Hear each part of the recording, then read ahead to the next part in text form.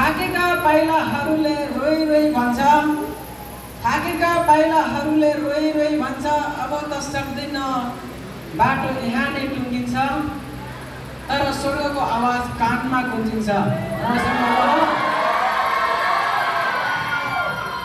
तर स्वर्गको आवाज कानमा गुन्जिन्छ, मसँग रह, म तेरो बलको स्रोत हुँ। कसले भन्नुहुन्छ? परम प्रभु येशूले भन्नुहुन्छ। हालेलुया।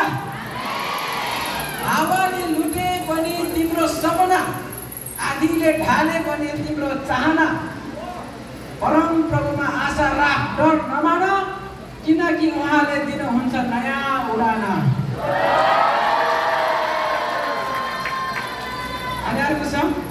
थाकेको मनले जब प्रभुलाई सम्झन्छ, दुःखको बाटो पनि फुल चाहिँ खिच्छ, अन्धकारले छोपे पनि परम प्रभुको उज्यालो छ, आँसु पनि उनको प्रेमको हालो छ।